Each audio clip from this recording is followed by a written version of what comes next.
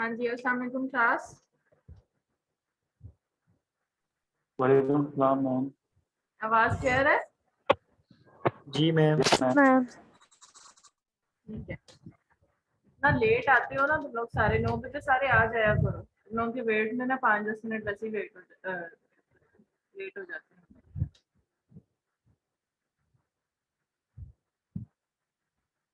तो 2 मिनट तक वेट कर लें, तब आ जाए, फिर स्टार्ट करती हूँ लेक्चर। आज का लेक्चर भी थोड़ा लंबा है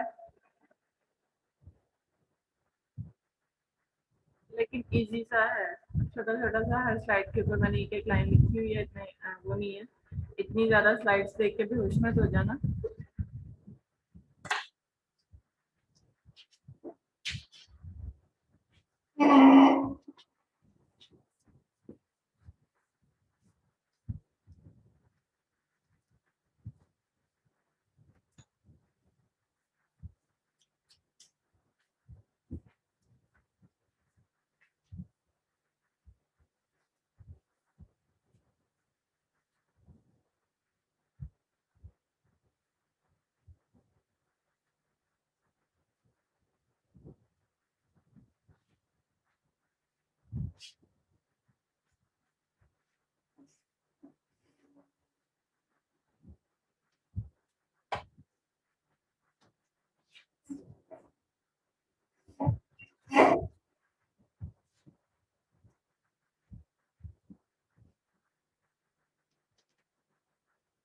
ओके जी, स्टार्ट करते हैं।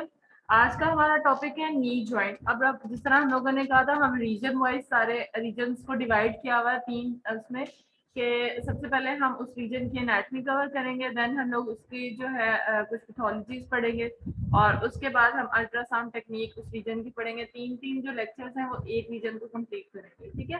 तो आज हम लोगों ने सबसे इम्पोर्टेंट और सबसे बड़ा जो रीजन है वो सिलेक्ट किया है। सबसे पहले हम इसी को स्टार्ट करेंगे। इसकी एनाटॉमी भी थोड़ी सी जो है ना इसमें डिफिकल्ट है, डिफिकल्ट तो नहीं है, थोड़ी सी लंबी है। इसके अंदर जॉइंट्स हैं, जॉइंट इतना बड़ा है, इसके अंदर साइनोवियल फ्लूइड है। फिर इसके अलावा हम लोग देखेंगे इसके अंदर बोनी स्ट्रक्चर्स कौन से हैं, लिगामेंट्स कौन से हैं, टेंडन्स कौन से हैं, मसल्स इसके अंदर कौन से इन्वॉल्व हो रहे हैं, ठीक है। ये सारी चीजें जो है ना आज इसमें कवर करनी है। सिर्फ एनाटॉमी है जो कि आई थिंक आप लोगों ने बहुत अच्छे से पढ़ी हुई है, और सिर्फ एक रिवाइज करने वाला जो है ना वो आज हम लोग पढ़ेंगे, ठीक है। जिन जिन की एनाटॉमी अच्छी है उनको तो बस रिवाइज ही करना पड़ेगा। जिनकी एनाटॉमी जो है वो थोड़ी ऐसी है कि हर दफा दोबारा से याद करना पड़ता है, उनके लिए सिर्फ एक रिवीजन है, ठीक है। तो आज सिर्फ एनाटॉमी कवर करेंगे हम लोग, ठीक है। फिर उसके बाद जो है ना इससे एसोसिएटेड जितनी भी कंप्लेंट्स हैं नी जॉइंट की, जितने भी प्रॉब्लम्स आती हैं, फिर हम लोग नेक्स्ट लेक्चर में उसको कवर करेंगे। और एक लेक्चर वैसे ही मेरा ख्याल आपका सैटरडे का जो है वो छुट्टी की वजह से ज़ाया हो गया है और नहीं हुआ, आप पीछे रह जाओगे। मुझे लग रहा है कि इस दफ़ा फिर अभी आई एम नॉट श्योर, लेकिन सुना है सैटरडे से फिर लॉकडाउन लग रहा है और क्लासेस फिर नहीं होंगी। वो तो आपकी क्लासेस ही नहीं होंगी, 8 से स्टार्ट हो रहा है शायद, और वो सैटरडे ही आ रहा है, देन आपके फिर वही क्लासेस हो जाएंगी पीछे। तो इसलिए हम लोग कंप्लीट जल्दी करेंगे। पहले मेरा था इरादा कि इस एनाटॉमी को हम 2 लेक्चर्स में कंप्लीट करेंगे, लेकिन कोई नहीं, छोटे एनाटॉमी है, रिवाइज करनी है, जल्दी जल्दी से कवर करेंगे इसको, ठीक है। तो स्टार्ट करते हैं। सबसे पहले जो है ना मैं आपको सारी स्लाइड्स पढ़ने से पहले ना एक डायग्राम बना के दिखाती हूँ। उससे सारी एनाटॉमी आपकी ना रिवाइज हो जाएगी, और फिर सिर्फ और सिर्फ स्लाइड्स को रीड करेंगे तो हमें सब समझ आ जाएगा कि हमारे नी जॉइंट में बेसिकली है क्या क्या चीजें, ठीक है।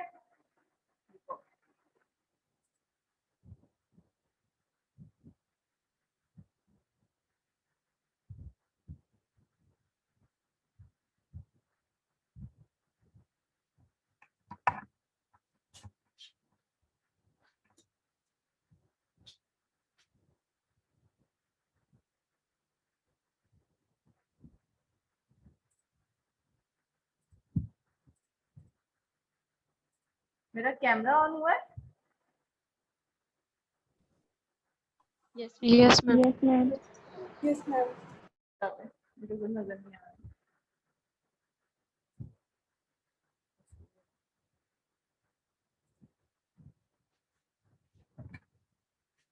अच्छा, नी एनाटॉमी को जो है ना सबसे पहले पढ़ने के लिए हमने ना उसको 3 कैटेगरीज में डिवाइड किया हुआ है। सबसे पहले हम क्या करेंगे, हम लोगों ने जिस तरह पहले लेक्चर में पढ़ा था कि हमने जब भी अल्ट्रासाउंड करना है मस्कुलोस्केलेटल, उसके अंदर हम 3 चीजें देखते हैं। ठीक, number 1 is the bony structure, जितने भी हम उस जॉइंट के अंदर बोन्स हैं उसको कवर करेंगे।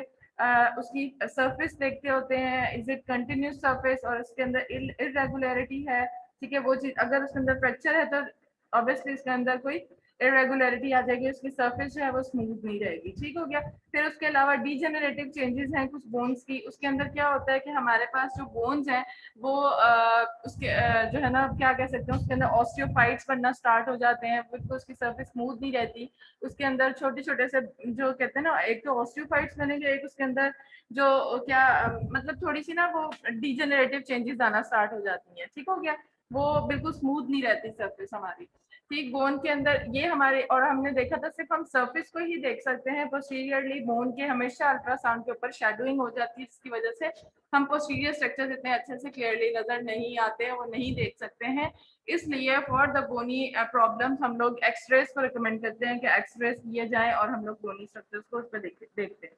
ठीक है, मस्कुलोस्केलेटल के अंदर सिर्फ हम जिस तरह फर्स्ट लेक्चर में हम लोगों ने पढ़ा था कि वो वाली प्रॉब्लम्स जो कि एक मूवमेंट की वजह से हम लोगों को पेन कॉज करती हैं, या मूवमेंट की वजह से प्रॉब्लम्स आती हैं, वो हम अल्ट्रासाउंड के ऊपर जो है उनका स्कैन कर सकते हैं। Musculoskeletal ultrasound is for the dynamic imaging. ठीक है, और उसके अलावा जो है इजी अप्रोच है। ठीक है, वो सारे हमने पॉइंट्स उसमें सारे कवर कर लिए थे फर्स्ट लेक्चर के अंदर कि किन किन प्रॉब्लम्स में हम मस्कुलोस्केलेटल अल्ट्रासाउंड करेंगे। ठीक है, तो नी अल्ट्रासाउंड में सबसे पहले हम एनाटमी पढ़ेंगे। तो एनाटमी में सबसे पहले हम लोग इनको कैटेगराइज करेंगे 3 में। एक नंबर 1 आ गया, नी जॉइंट में बोन्स कौन सी इन्वॉल्व करनी है। ठीक है, सबसे पहले हम बोन्स पढ़ेंगे। ठीक, फिर नंबर 2 पे आ जाएगा, हमने क्या पढ़ा था कि हमने कुछ लिगामेंट्स पढ़े थे कि लिगामेंट्स का क्या रोल होता है और लिगामेंट्स क्या होते हैं। लिगामेंट्स क्या होते हैं, जो बोन्स को यूनाइट करेंगे। 1 बाय 1 हम उस तरह हम लोग सारी एनाटमी कवर कर लेंगे। बोन्स के बाद हमारे पास आ गए लिगामेंट्स। ठीक है, लिगामेंट्स का क्या रोल था, लिगामेंट्स जॉइंट्स द बोन। फिर हमारे पास क्या था, टेंडन्स थे। टेंडन्स का क्या है, वो क्या करते हैं, जो मसल्स हैं उनको ज्वाइन करते हैं किसके साथ, बोन्स के साथ। ठीक हो गया। फिर हमारे पास थे कुछ मसल्स। ठीक है, वो हम लोग इसमें देखेंगे कौन से मसल्स हैं, क्योंकि मसल्स का हमें फंक्शन पता होना जरूरी है। बिकॉज समटाइम्स पेशेंट आपके पास कंप्लेन के साथ आएंगे कि हमारा जो है एक्सटेंशन में प्रॉब्लम हो रही है, हमारी फ्लेक्शन में प्रॉब्लम हो रही है, हमारी थोड़ी सी रोटेट करता हूँ तो प्रॉब्लम हो रही है। ठीक है, इस तरह जैसा स्केपुला या शोल्डर जॉइंट का अगर प्रॉब्लम होता है तो पेशेंट कंप्लेन करता है जब मैं हाथ उठाता हूँ जब भी यहाँ पे तो जब भी काम करने लगता हूँ तब मुझे प्रॉब्लम होती है। तो वो जब आपको सिम्टम्स बताएगा आपने, तभी हम बता सकेंगे कि यार इसको एक्सटेंशन में प्रॉब्लम हो रही है, इसको फ्लेक्शन में प्रॉब्लम हो रही है, तो ये वाले मसल्स इन्वॉल्व हो सकते हैं, ये वाले मसल्स इन्वॉल्व हो सकते हैं, ये। ठीक है, तो आपको मसल्स का फंक्शन पता होना चाहिए कि ये मसल इज फॉर दिस। ठीक है, मसल्स हो गए हमारे नीचे। और उसके अलावा इसके अंदर हमारे पास ये एक जॉइंट है। आपको पता है ना जॉइंट के अंदर क्या होता है, फ्लूइड होता है। ठीक है, तो ये एक बड़ा जॉइंट है, नी जॉइंट जो है इसका, इसके अंदर कौन सा फ्लूइड होता है, साइनोवियल फ्लूइड हो गया। ठीक है क्या, फिर हमारे पास क्या है इसके अंदर, और क्या है इसके एनाटॉमी में पढ़ेंगे हम लोग। अगर कोई इसके अंदर फॉरेन बॉडी या कोई अगर इन्फ्लेमेशन की वजह से डेब्रीज नजर आ रही हैं, वो हम इस फ्लूइड के अंदर ही पढ़ेंगे। ठीक है, इन्फ्लेमेशन के अंदर कैसे स्वेलिंग हो जाती है, कैसे हम लोगों को अल्ट्रासाउंड के ऊपर नजर आता है, and what are the science of inflammation. Ultrasonographic sign मैंने शायद आपको अल्ट्रासाउंड के उसमें लेक्चर रीजनल में भी पढ़ाया हुआ है, जनरल में भी बताया हुआ है। डॉपलर अल्ट्रासाउंड जब हमने पढ़ा था कि जब भी इन्फ्लेमेशन होती है तब हम लोग जब अगर डॉपलर स्कैन करते हैं तो उसके अंदर 3 साइन हमें मिलते हैं। Number 1 is the swelling. ठीक है, उस जगह की स्वेलिंग हो जाएगी। और सबसे इम्पोर्टेंट जो हम लोगों को पॉइंट मिलता है टू डिटेक्ट आया इसके अंदर जो है इन्फ्लेमेशन है कि नहीं, वो क्या है, हमारा जो डॉपलर है ना वो इंक्रीज हो जाएगा। डॉपलर उसके अंदर हम लोग को फ्लो इतना ज्यादा मिलेगा दैट विल शो कि यहाँ पे इन्फ्लेमेशन हुई है। ठीक है, इन्फ्लेमेशन की वजह से हमारा ब्लड फ्लो बहुत ज्यादा इंक्रीज हो जाएगा, हाइपर वेस्कुलरिटी उसको कहते हैं। ठीक है, वो स्ट्रक्चर हाइपर वेस्कुलराइज्ड हो जाएगा ड्यू टू इन्फ्लेमेशन। तो ये एक साइन है डॉपलर स्कैन के ऊपर टू डिटेक्ट इन्फ्लेमेशन। ठीक हो गया। अच्छा, अब नी जॉइंट के ऊपर अब इन्हीं स्ट्रक्चर्स को हम लोग पढ़ते हैं। सबसे पहले आ गया हमारी बोन्स। बोन्स को सब थाई के ऊपर कौन सी बोन होती है,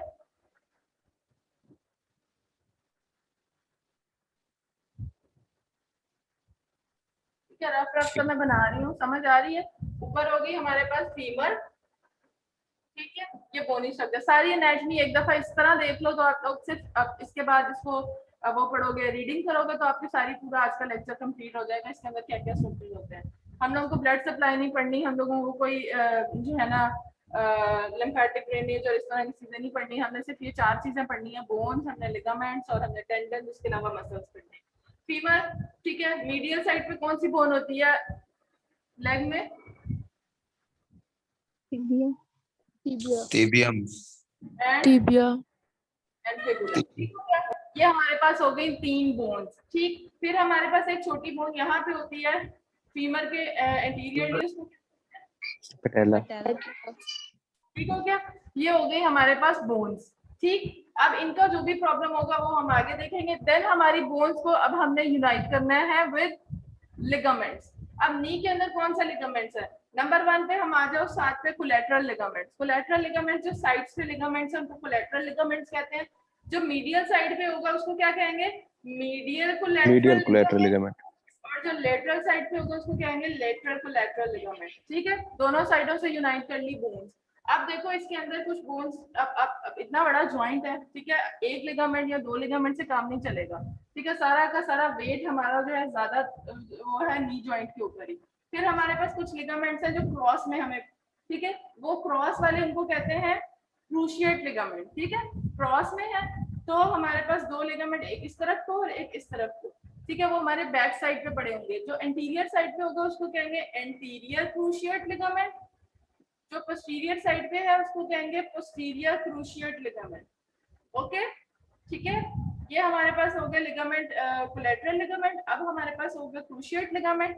3 लिगामेंट और इसके अंदर होते हैं, वो क्या होता है? एक वाई शेप लिगामेंट होता है, ठीक है, वो हमारे पोस्टीरियरली पड़ा होता है यहाँ पे, वो भी हम देखते हैं। 2 लिगामेंट और इसके अंदर है। ठीक, इसके अलावा हो गए लिगामेंट सारे कंप्लीट हो गए जिनको बोन्स ने ज्वाइन कर लिया। एक हमारे पास यहाँ पे सबसे इंपॉर्टेंट टेंडन होता है।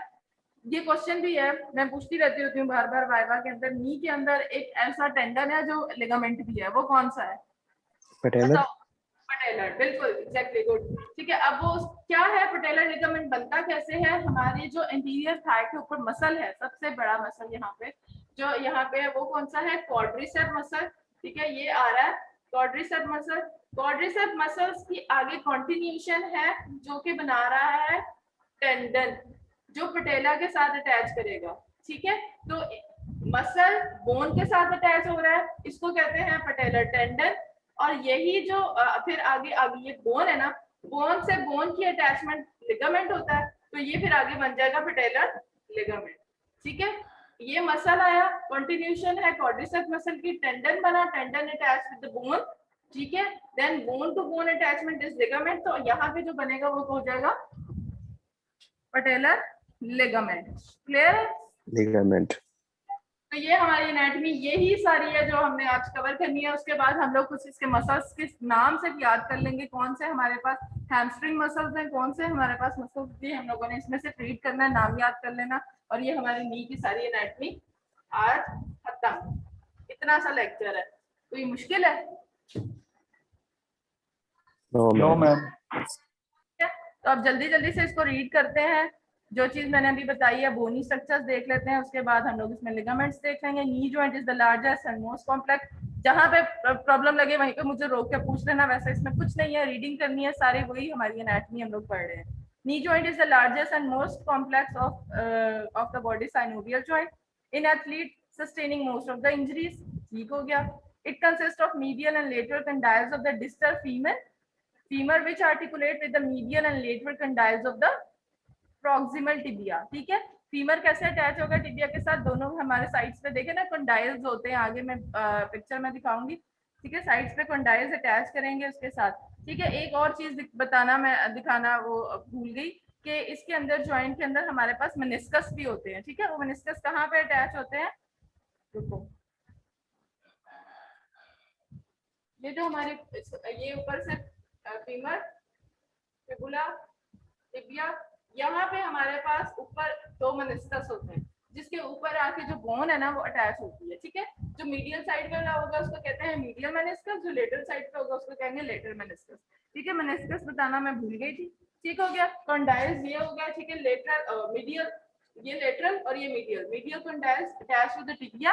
ठीक है, यही बात बता रहा है कि किस तरह हमारी बोन्स की अटैचमेंट्स होती है। It consists of medial and lateral condyles of distal femur which articulates with the medial and lateral condyles of the proximal tibia. ठीक हो गया. In addition to these, femur articulates anteriorly with the patella to form a gliding joint. ठीक है, bones हमने देख ली है ऊपर. ये हमारे पास फीमर बोन है. ये इसके कुछ पार्ट्स आपने एनाटॉमी में पढ़े हुए हैं. हमें इतनी ज्यादा डिटेल नहीं देखनी है कि कौन सी चीज किस तरह होती है, ग्रूव कहाँ पे है, ग्रेटर टू सेंटर होता है, ठीक है, हेड है. ये सारी चीजें आप लोगों ने एनाटॉमी में कवर की हुई हैं, लेकिन ये अभी मस्कुलोस्केलेटल अल्ट्रासाउंड के अंदर हमें इतनी नहीं देखनी बोन को कि किस तरह बोन नजर आती है. मेन देख लिया है बोन कैसे ज्वाइन होती है, बोन कौन कौन सी होती है इसके अंदर, ठीक है, और किस तरह वो किस साइड पे होती है. ठीक है, लेग के अंदर हमारे जो मीडियल साइड पे टिबिया है और लेटरल साइड पे फिबुला है. ये देख रहे हो ऊपर इसके जो मीडियल कंडाइल है वो यहाँ पे टिबिया के मीडियल कंडाइल के यहाँ पे आके अटैच करेगा. यहाँ पे इंटरकंडाइलर एमिनेंस मतलब थोड़ी सी इसके अंदर डिप्रेशन सा होता है. जो कंडाइल फीमर की हैं वो इधर आके उसमें फिक्स हो जाती है. ठीक है, और ये लेटरल कंडाइल के लिए यहाँ पे एमिनेंस. ठीक हो गया. और फिर उसके बाद हमारे पास ये आ गया, हेड हो गया, फिबुला, टिबिया, एंटीरियर, ठीक है, मैलुलस आ गए दोनों, मीडियल और लेटरल. ये बोन हम लोगों ने सिर्फ इतनी ही पढ़नी है बोन के लिए. फिर आ जाए लिगामेंट्स. लिगामेंट्स मैंने अभी आपको बताया कौन कौन से लिगामेंट है. Number 1 is the patellar ligament, that is the continuation of the patellar tendon. ठीक है, क्वाड्रिसेप्स फेमोरस आगे किस में कन्वर्ट होगा, पटेलर टेंडन, और वो किसके साथ अटैच होगा, पटेला बोन के साथ. And then bone to bone attachment is the ligament, और वो ही patellar tendon is converting into patellar ligament. ठीक है, फिर हमारे पास oblique popliteal ligament है और arcuate popliteal ligament. ये मैं दो ligament तीन बता रही थी जो कि other than वो जो मैंने आपको दिखाए हैं उसके हैं. एक है patellar ligament, एक oblique और एक arcuate. arcuate बाय शेप होता है, ठीक है, posteriorly दोनों फीमर के कंडाइल से ऊपर उसका अटैचमेंट, ऊपर दो उसके वो जिस तरह बाय के होते हैं ना उस तरह अटैचमेंट, और नीचे एक उसकी अटैचमेंट होगी किसके साथ, टिबिया के फ्रंट पे जाके वो अटैच करेगा. ठीक है, ये कौन सा हो गया, ये आर्कुएट पोप्लिटियल लिगामेंट होगा. फिर आ गया हमारे पास, मैंने ये बता दिया आपको, जो टिबिया या मीडियल साइड पे कोलैटरल लिगामेंट्स हैं वो मीडियल कोलैटरल लिगामेंट या टिबियल कोलैटरल लिगामेंट. फिबुला या फिबुलर या लेटरल साइड पे जो है वो कौन सा होगा, लेटरल कोलैटरल लिगामेंट. फिर हमारे पास क्रॉस में दो क्रूशिएट लिगामेंट्स है, एंटीरियर वाला एंटीरियर क्रूशिएट एंड पोस्टीरियर वाला पोस्टीरियर क्रूशिएट लिगामेंट. ठीक है, and they are responsible for keeping the articular surface of the knee together. अच्छा, patellar ligament जिस तरह के मैंने बताया is the continuation of the tendon of quadriceps femoris muscles of the anterior thigh. It extends from the inferior margin of the patella to the tibial tuberosity. समझ आ गई इस बात की जो मैंने बताई थी कैसे कॉन्टिन्यूशन होती है. quadriceps femoris का जो मसल है उसकी कॉन्टिन्यूशन आगे क्या बनाएगी, हमारे पास टेंडन बनाएगी, और टेंडन के बाद वही टेंडन हमारा जो है कन्वर्ट हो जाएगा लिगामेंट में with the attachment to the patella with the tibial tuberosity. ठीक है, पटेलर लिगामेंट. फिर आ गया ऑब्लीक. ऑब्लीक नाम से बता रहा है, it is obliquely placed. It connects the lateral condyle of the femur to the margin of the head of the tibia. अब लेटरल साइड से टिबिया वाली साइड पे आ रहा तो ऑब्लीक हुआ ना, थोड़ा सा लेटरल से टिबिया हमारा मीडियल साइड पे होता है तो ये ऑब्लीक पड़ा होगा. ठीक हो गया. देन हमारे पास आर्कुएट कौन सा, वाई शेप मैंने बताया था, connecting the lateral condyle of the femur to the head of the fibula. एक हमारा टिबिया के साथ. ठीक है, बाकी जो मैंने अभी आपको लिगामेंट्स बता दिए दिखा दिए वो तो समझ आ गए ना. दोनों साइड्स पे आ गए हमारे क्रूशिएट लिगामेंट्स. ठीक है, क्रॉस में आ गए क्रूशिएट लिगामेंट, दोनों साइड पे आ गए कोलैटरल लिगामेंट्स. ठीक है, और तीन इसके अलावा हमारे लिगामेंट्स हैं वो कौन कौन से हैं. एक वाई शेप आर्कुएट लिगामेंट जो कि ऊपर कंडाइल्स के साथ अटैच करेगा और नीचे हमारे पास इसके फिबुला के साथ, और टिबिया के साथ एक ऑब्लीगली आ रहा है लिगामेंट, वो कौन सा है, lateral side of the condyle से आ रहा है हमारे टिबिया के ऊपर. ठीक है, तो ये ऑब्लीग हो गया. और तीसरा हमारा पटेलर. ठीक है, जो कंटिन्यूएशन है ये तीन, और बाकी वो सारे ये सारे यूनाइट करके हमारे पास सारे लिगामेंट्स नी को स्टेबलाइज करते हैं. ठीक हो गया. और कोलैटरल लिगामेंट्स आपको मैं बता चुकी हूँ, जो मीडियल साइड पे है वो मीडियल कोलैटरल, और लेटरल साइड पे lateral collateral ligament. Medial side पे जो कोलैटरल लिगामेंट है वो अब थोड़ा सा पढ़ लें कि क्या होता है, किस तरह का शेप होती है उसकी. The medial collateral ligament is a flattened large structure extending from the medial femoral condyle to the medial condyle of the tibia. समझ आ गई. अब ये बताओ कि कितना सेंटीमीटर होता है, 9 सेंटीमीटर लॉन्ग और फर्दर ये डिवाइड करता है दो कंपोनेंट्स।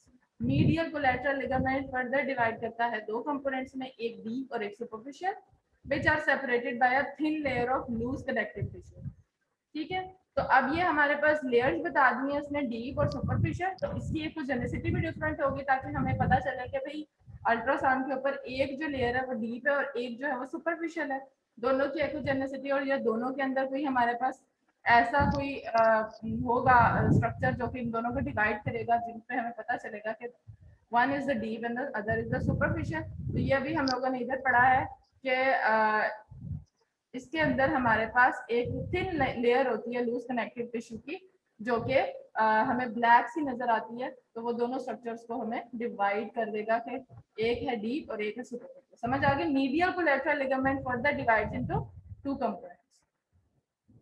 ठीक है, जो the deep layer of the MCL is continuous with the medial meniscus, क्योंकि डीप है, इनसाइड है, आगे हमारे पास मेनिस्कस पड़ा हुआ है। ठीक है, तो जो deep layer of the MCL is continuous with the medial meniscus.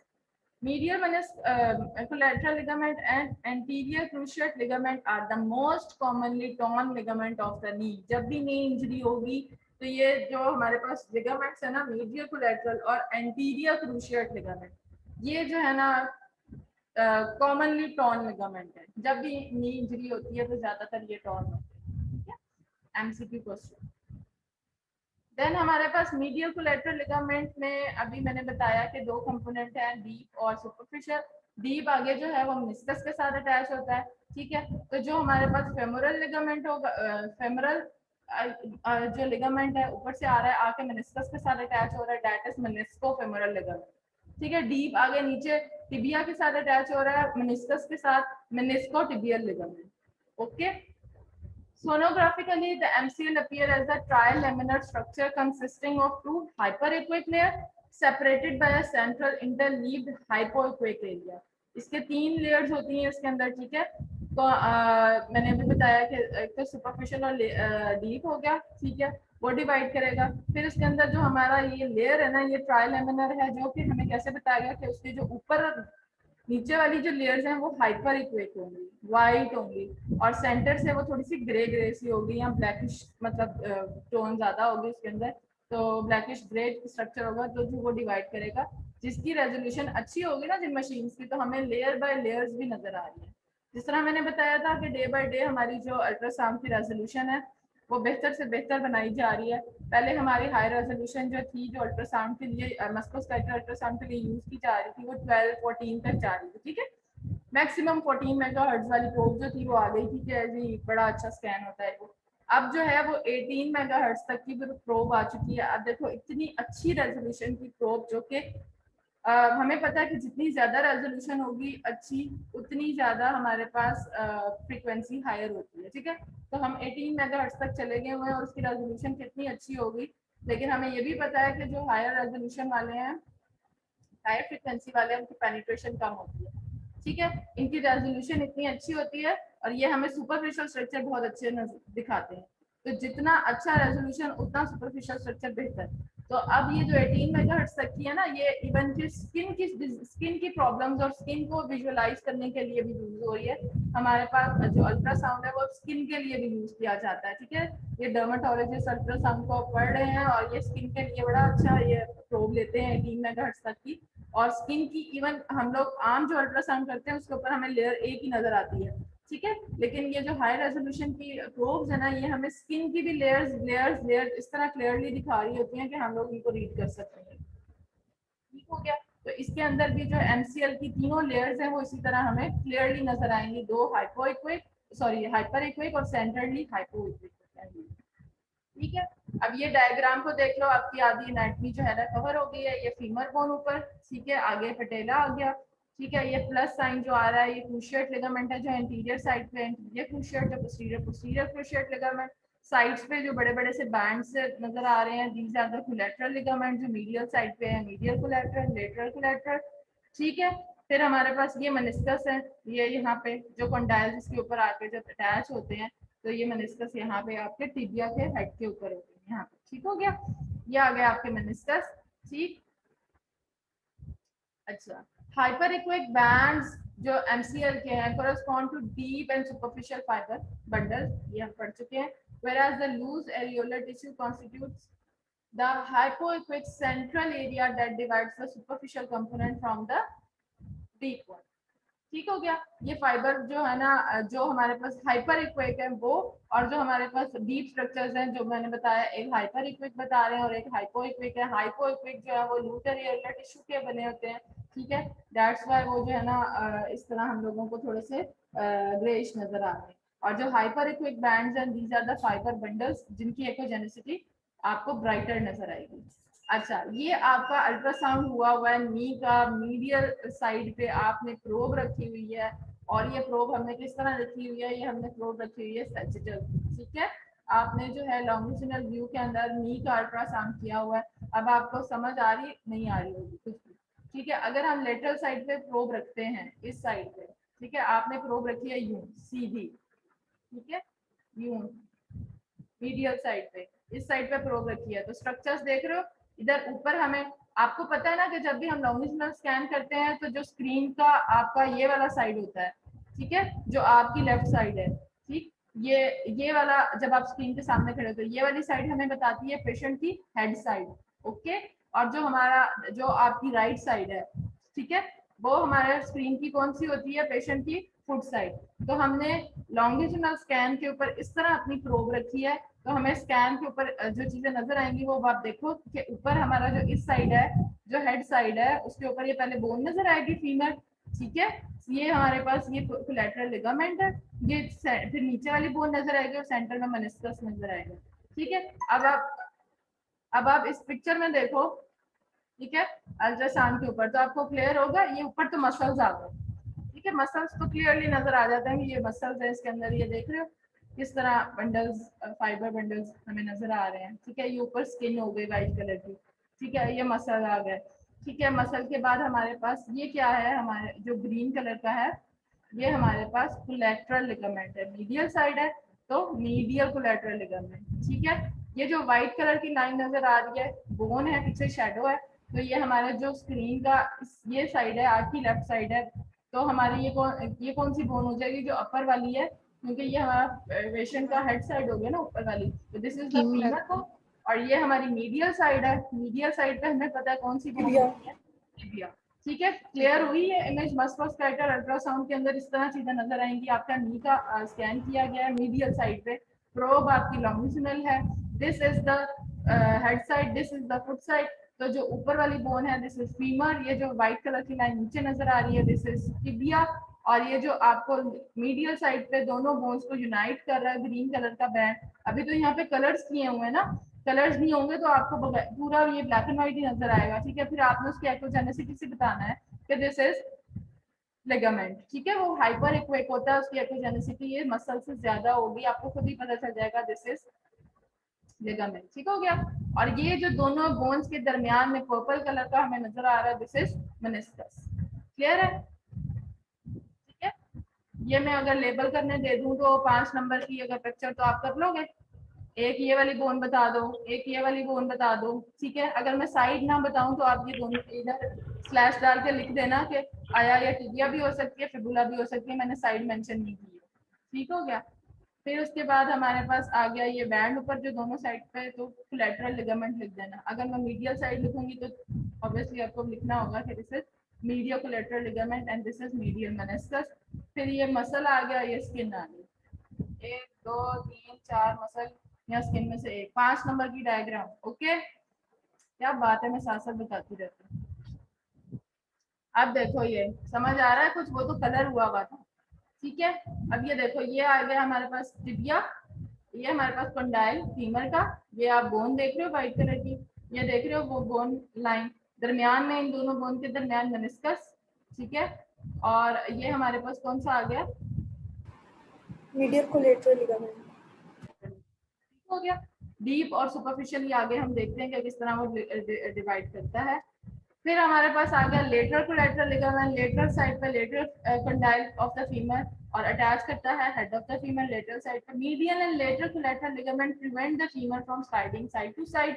ठीक है, इनका फंक्शन क्या होगा, क्योंकि वो साइड्स पे लगे होते हैं तो वो प्रिवेंट कर रहे होते हैं कि नी को साइड मूवमेंट ज्यादा ना वो हो सके इनकी, ठीक है।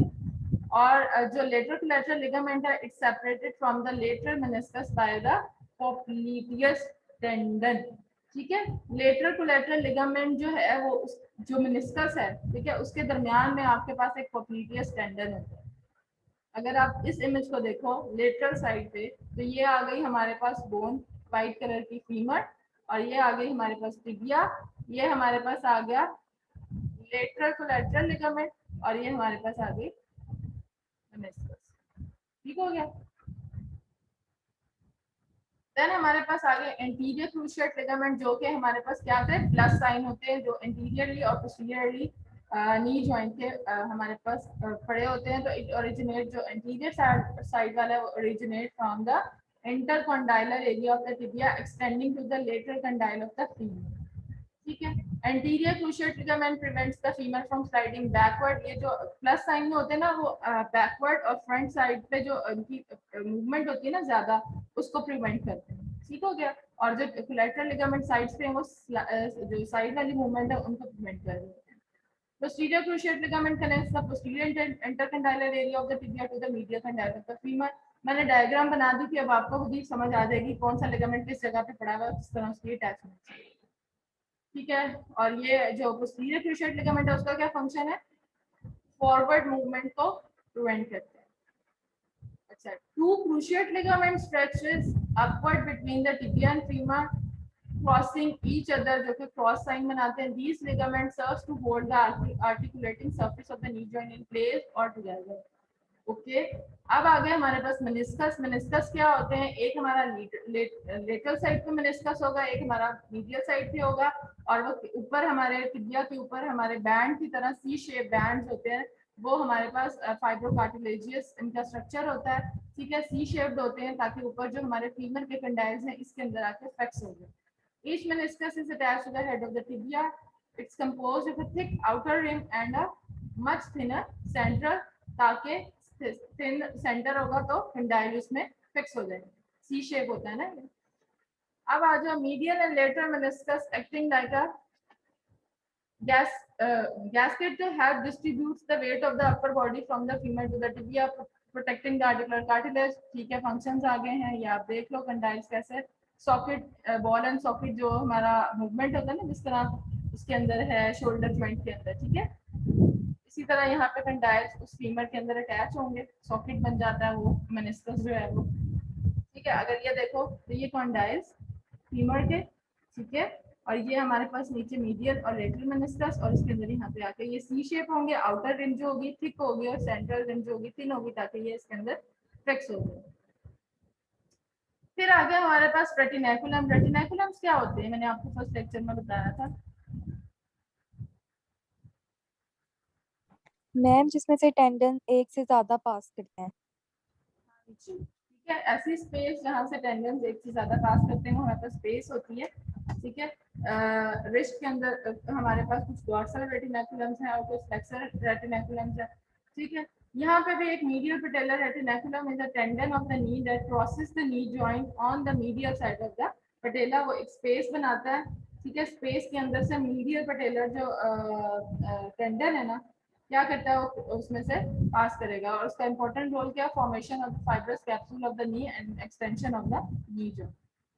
अच्छा, फंक्शन आ गया, walking, running, kicking a ball, ठीक है। medial patellar retinaculum is the branch of tendon of insertion of the quadriceps femoris that crosses the knee on the medial side of the patella, okay। अच्छा, फिर हमारे पास कुछ ये हो गया। अब आ जाओ हमारे पास बर्सास। बर्सास मैंने क्या बताया था फर्स्ट लेक्चर में, व्हाट आर बर्सास? मैडम ये फ्लूइड कुशन्स होते हैं। ठीक है, वो हमारा जो जहाँ पे फ्रिक्शन बहुत ज्यादा हो सकती है, अब देखो इतना बड़ा जॉइंट है, इतनी बोन्स है, इतनी ज्यादा मूवमेंट हो रही है, सारा का सारा वेट नी के ऊपर है, ठीक है। तो उसके लिए अब हमारे पास बरसास भी उतने ही ज्यादा यहाँ पे होंगे, ठीक है। बरसास क्या थे, दे आर लाइक कुशन्स, वो हमें प्रिवेंट कर रहे होते हैं, जहाँ पे मूवमेंट हो रही होती है वहाँ पे फ्रिक्शन को रिड्यूस करेंगे। और किस तरह के होते हैं ये, क्या इनका स्ट्रक्चर किस तरह का होता है? फ्लूइड फिल्ड स्ट्रक्चर्स होते हैं, ठीक है। ये हमें एनेक्विक नजर आते हैं उसके ऊपर, अल्ट्रासाउंड के ऊपर। जो नी जॉइंट के अंदर काफी ज्यादा बर्सास हैं, ये बस अपने नाम याद करने हैं और अकॉर्डिंग टू देयर नेम ये वहीं पे पड़े होंगे, ठीक है। जो सुप्रा पटेलर बर्सा है कहाँ पे पड़ा होगा, पटेला के ऊपर, ठीक है। देन हमारे पास प्री पटेलर बर्सा है, इंफ्रा पटेलर बर्सा है, पेस एंसिडर्नस बर्सा है, ठीक है, pre tibial bursa, popliteal bursa and gastrocnemius bursa, ठीक हो गया। These are the bursas that are present in the knee joint और इनका फंक्शन क्या था? मैम फ्रिक्शन को प्रिवेंट करते हैं।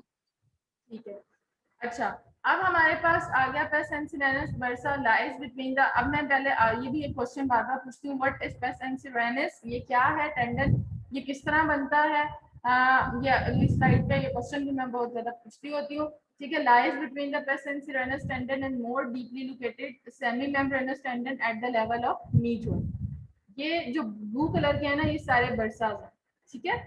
तो सुप्रा पटेलर पटेला के ऊपर पड़ा हुआ है, प्री पटेलर यहाँ पे आ गया, infra below the patellar bone, ठीक है, और पेस एंसिरेनस यहाँ पे। पेस एंसिरेनस बनता कैसे है मैं अपनी स्लाइड में आपको बताती हूँ, ठीक है। समझ आ गई, बर्सास काफी ज्यादा नी जॉइंट में होते हैं, ये इस इन जगहों पे according to their name, name आपको रिप्रेजेंट करेगा उनकी प्लेसमेंट। अब आ गए मसल्स, मसल्स की मैंने आपको कहा था सिर्फ आपने नाम याद करना है, फटाफट से सिर्फ आप नाम देख लो।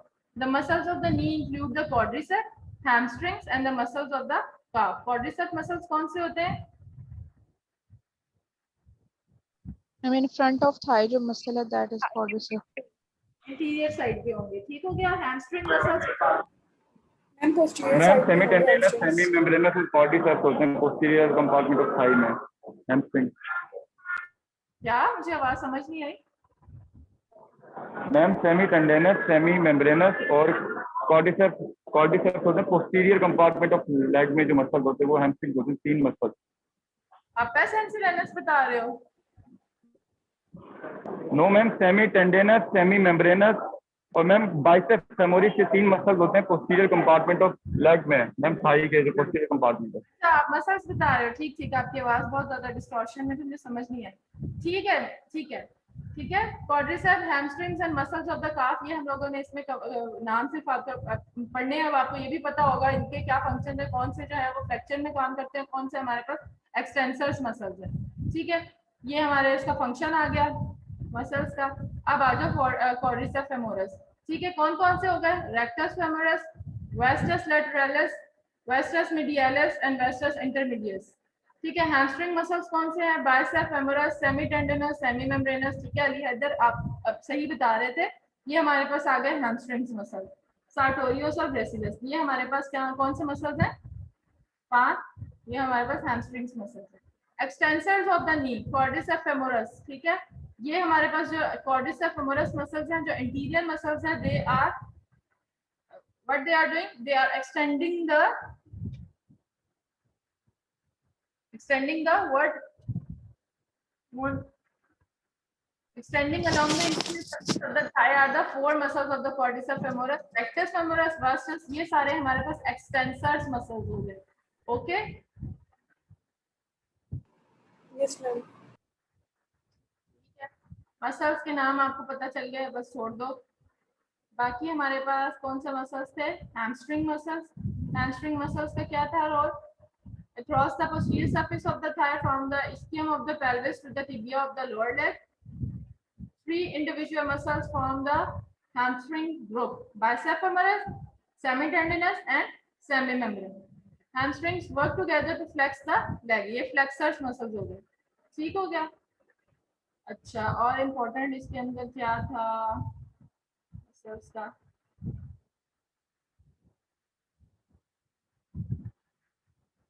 फंक्शन जो सारे किसकी कहाँ से कंटिन्यूएशन है? Located location, semi membranous, semi tendinous, sartorius, ठीक है। जिसे इनके प्लेसमेंट कहाँ से रीजन है, कहाँ पे इनका इंसर्शन है मसल का? सार्टोरियस कौन सा मसल हो गया और उसका फंक्शन, ठीक है। एमसीक्यू हमारे पास एक और आ गया है, which one is the longest muscle in the human body? Sartorius, ठीक हो गया। अच्छा ग्रेसिलस मसल आ गया, सुपरफिशियल मसल है, मीडियल साइड पे थिन होता है, फ्लैटेंड, ठीक है। अच्छा अब हमारे पास मैंने बताया था कि पेस एंसिरेनस क्या है। Pes anserinus Is it a ligament? Is it a tendon? What is it? अगर मैं क्वेश्चन पूछूंगी डिफाइन pes censorinus, आपने प्रॉपर इसको बताना है. It's a tendon. और ये कैसे बनता है? ये तीन हमारे पास स्ट्रक्चर्स है जो कि बनाते हैं pes censorinus. एक इसके अंदर मसल कौन सा है? sartorius मसल, ये आ रहा है. ठीक है, sartorius muscle. Then gracilis tendon, ये रहा. देन हमारे पास सेमी टेंडनस. ये तीन जो है ना, ये मिलके हमारे पास क्या बना रहे हैं? pes censorinus. और ये किस साइड पे इसकी अटैचमेंट है? ये मीडियल साइड पे इसकी अटैचमेंट है. ठीक हो गया. कौन कौन से मसल्स आ गए? sartorius, gracilis tendon and semitendinosus. ठीक हो गया. ये तीन टेंडन्स जो है मिलके हमारे पास pes censorinus बनाते हैं और ये इस तरह के अपीयरेंस देते हैं. इसको कहते हैं गूस फुट. जिस तरह के आपने वो क्या होता है, बगला कहते हैं दोस्तों, बगला होता है ना, वो उसको मैं ठीक कह रही हूँ ना, ये ना मैं गलत कह रही हूँ, पता नहीं इसको क्या कहते हैं, वो जो बड़ा सा एक परिंदा होता है उर्दू में पता नहीं. तो उसका अगर आप उसका पाँव देखो तो ऐसे ना तीन का वो बना होता है, जिस तरह क्या कह सकते हैं, गूस फुट अपीयरेंस होती है. उसमें तीन जो फिंगर्स है ना उसकी यूं अटैच होती हैं. ठीक है, तो इसलिए इसको नाम भी देते हैं हम लोग के. This is pes censorinus, goose foot इसे कह सकते हैं. ठीक है, anatomical name given to the conjoined tendons at the medial aspect of the knee which insert onto the anteromedial aspect of the tibia. जो चीज याद करने वाली है ये कि इज इट अ टेंडन और a ligament? Yes, it's a tendon. कौन कौन से मसल्स के टेंडन से बनता है? sartorius, gracilis, semitendinous. किस साइड पे होता है? मीडियल साइड पे.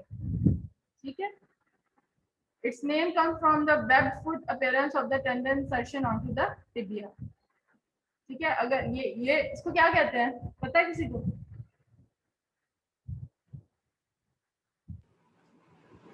जो भी कहते हैं, गूस जो है ना, गूस फुट अपीयरेंस इसमें होती है.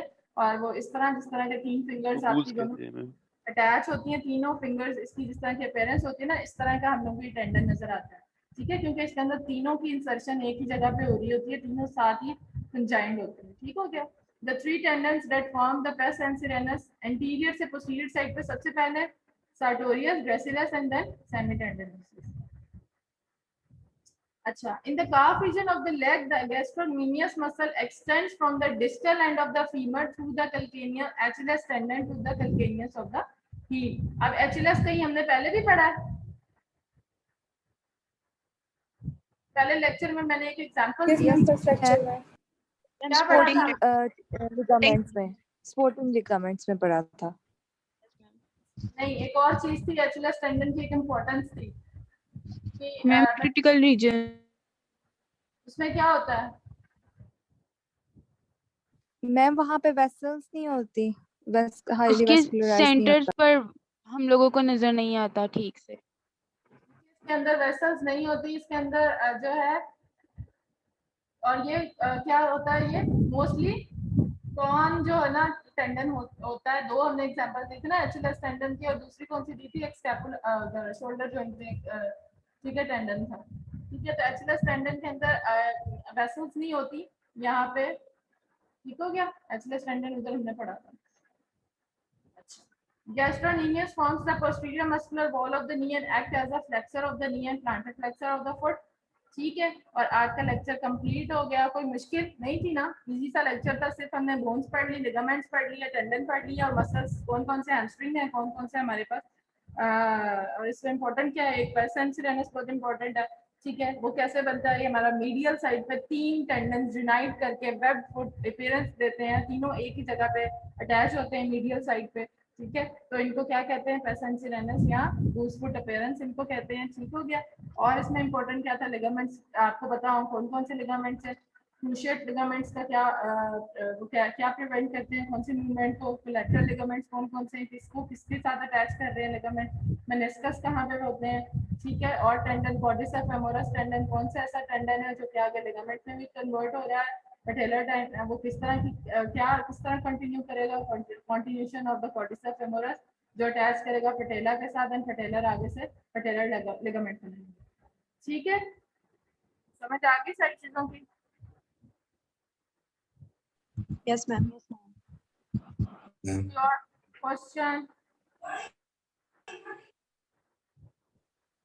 मैम एक दफा एक्विजेनिसिटी बता दें कि मसल से ज्यादा एक्विजेनिक टेंडन होता है और टेंडन से सबसे ज्यादा ज्यादा एक्वोजेनिक लिगामेंट होता है। लिगामेंट होता है, सबसे ज्यादा एक्वोजेनिक टेंडन सॉरी लिगामेंट होता है, ठीक है।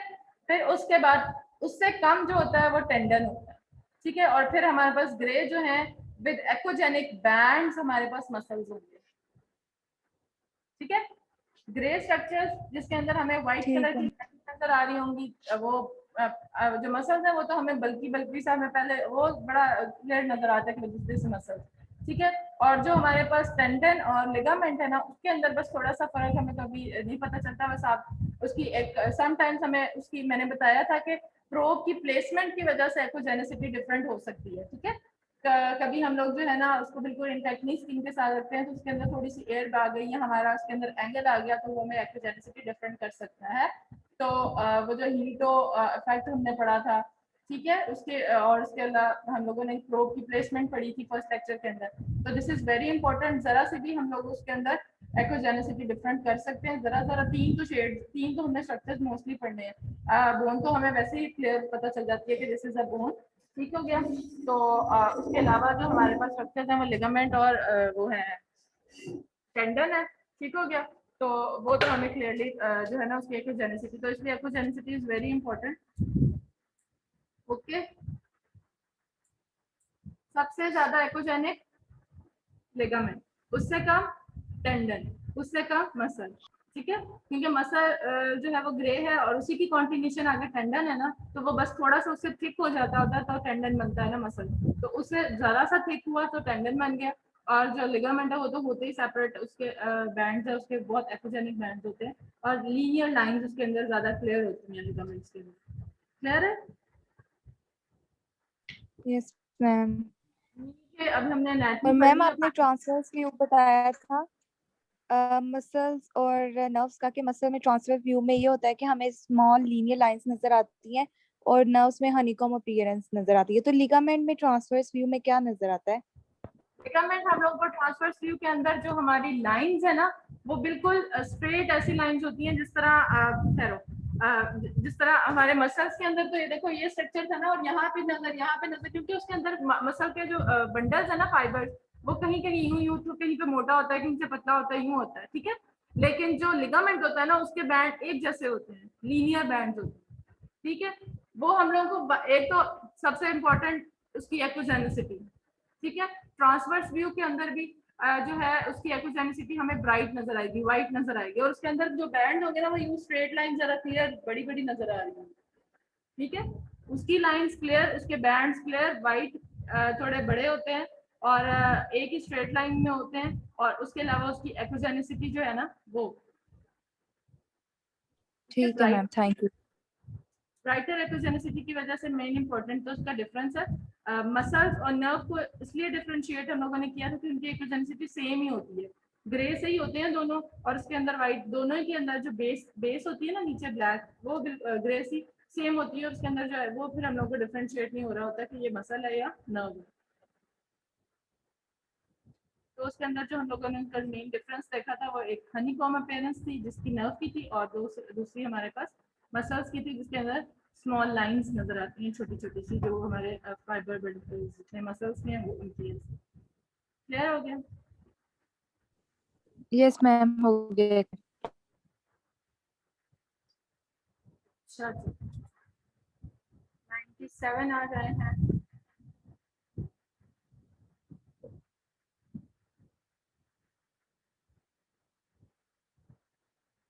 अमीर हमजा, आपका अटेंडेंस नहीं लग रही है, आपके वहां पे पोर्टल शायद ब्लॉक है, क्या है प्रॉब्लम आ रही है,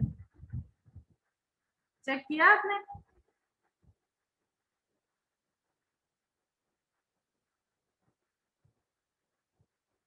अमीर हमजा आप सुन रहे हो?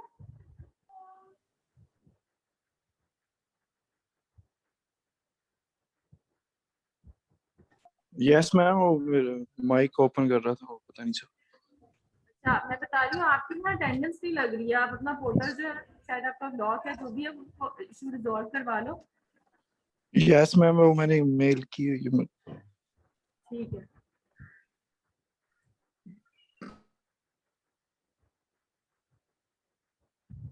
ठीक है। फिर इंशाल्लाह जो है आप देखो अब हमारी क्लास सैटरडे को होती है, देखो होती है कि नहीं होती है, आप ऑफ ना हो जाए तो फिर इंशाल्लाह हम लोग मैम मीट लेक्चर की रिकॉर्डिंग भी सेंड कर दीजिएगा, कल मेमोग्राफी वाले लेक्चर की भी।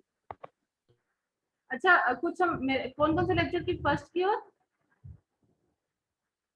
मैम 4th लेक्चर की कल जो पढ़ाया था। कल मेमोग्राफी की बात कर रही हूँ मैं, तो शायद कल हमने कौन सा मस्कुलोस्केलेटल पढ़ा था। जी जी मेमोग्राफी की बात कर रही मेमोग्राफी का मैंने आपको बताया था कि जो 2 लेक्चर्स है ना जिनकी नहीं सेंड हो रही रिकॉर्डिंग, उनमें एरर आ रहा था। आई डोंट नो कि कौन सा एरर आ रहा है बार बार।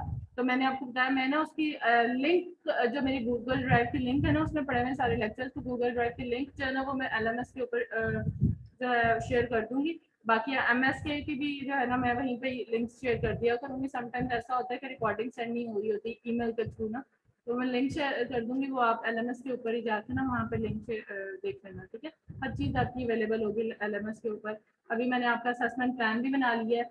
ठीक है, वो उसमें मैं जो है 5% आपकी क्लास पार्टिसिपेशन मैं आपको दिखा देती हूँ इसके अंदर।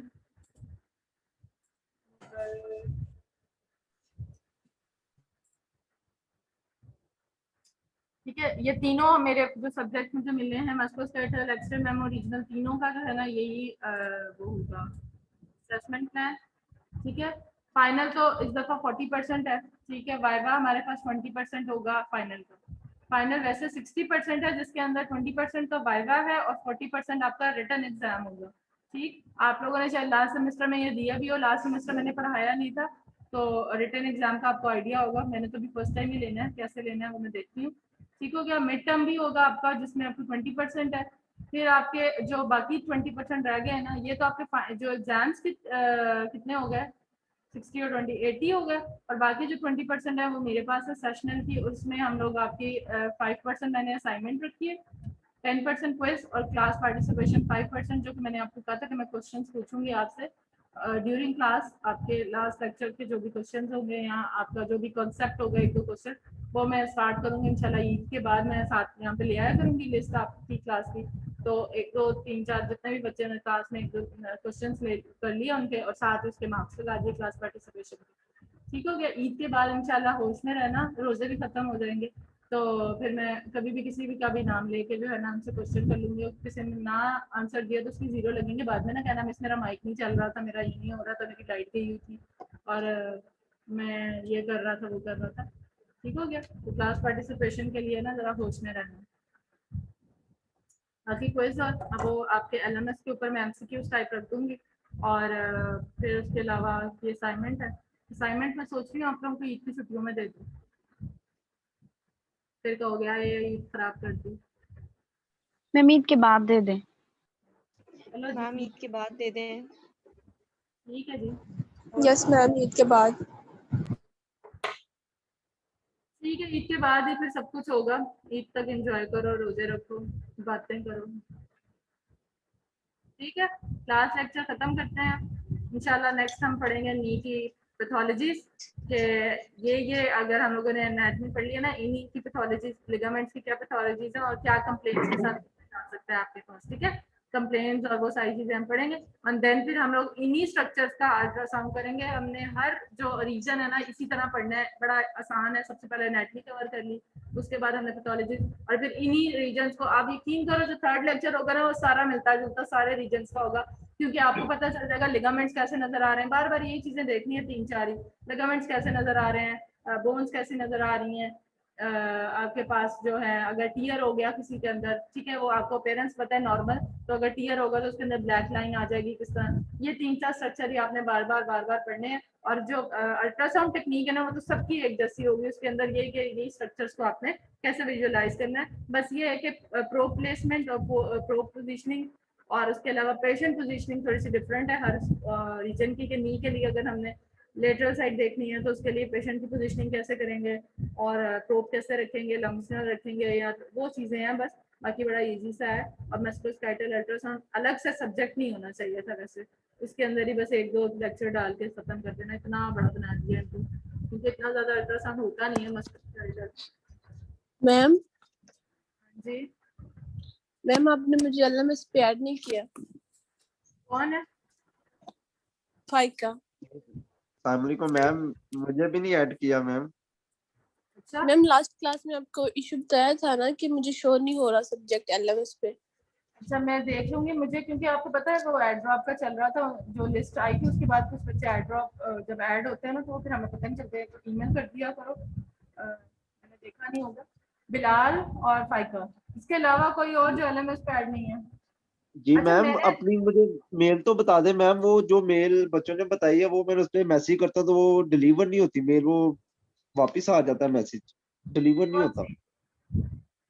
जूम लिंक जी मैम, एलएमएस के ऊपर जो है। एलएमएस में मैम वो रोल ही नहीं है, ये सब्जेक्ट नहीं शो होते। रीजनल भी है मेरा और ये मस्कुलस्केलेटन भी है, दोनों नहीं शो हो रहे। आप ऐड नहीं होगे ना एलएमएस पे? जी मैम, एलएमएस पे ऐड नहीं हूँ। ठीक है, मैं देख लेती हूँ। अच्छा, जो मैंने वैसे वही ऐड किए होते हैं जो ए पोर्टल पे जिनका सारे ए पोर्टल के ऊपर जिनके नेम्स है ना, वही फिर मैं एलएमएस के ऊपर रजिस्टर करती हूँ। समटाइम्स नहीं होते तो वो फिर मैं इंडिविजुअली इनको कर देती हूँ। फिर मैं आज आप लोगों का देखूंगी, अगर आप ए पोर्टल पे भी आ रहे हो तो वो मैं कर देती हूँ। ठीक है, समटाइम्स होता है ए पोर्टल पे भी नहीं आ रहे हो, रजिस्टर्ड ही नहीं हुए होते सब्जेक्ट आपके। ठीक है, वो मैं आपको फिर ईमेल कर दूंगी अगर इस तरह का कोई इशू हुआ तो। बिलाल और फाइबर, ठीक है, मैं देख लेती हूँ। जी मैडम जी, ईमेल बता दो। ईमेल बता दो अपनी। मैम ईमेल जरा एड्रेस जरा स्पेलिंग के साथ बता दें, ताकि क्योंकि मैंने 2 दिन से ट्राई करूं लेकिन वो एग्जैक्ट नहीं मिल रही थी। मैंने कहा शायद वो स्पेलिंग का कोई शायद हो। मेरी ईमेल आईडी तो मेरे नेम पे ही है, alpha.mubin arifa.alpha.mobeen@ump.edu.uk। ठीक है, ये तो मेरी ईमेल है। बाकी मैं एलएमएस का आपका देख लेती हूँ। आप ऐड नहीं होगी इस वजह से आपको जूम की वो नहीं शो हो रही होगी, वो भी मैं देख लेती हूँ। चलो ठीक, ठीक है, ठीक, थैंक यू मैम।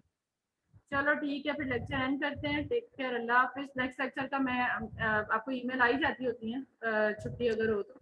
ठीक है, अगर हुई तो ठीक है, नहीं तो फिर हम लोग लेक्चर सैटरडे को इंशाल्लाह कंटिन्यू करेंगे। अल्लाह हाफिज। ओके मैम, अल्लाह हाफिज। थैंक यू, अल्लाह हाफिज।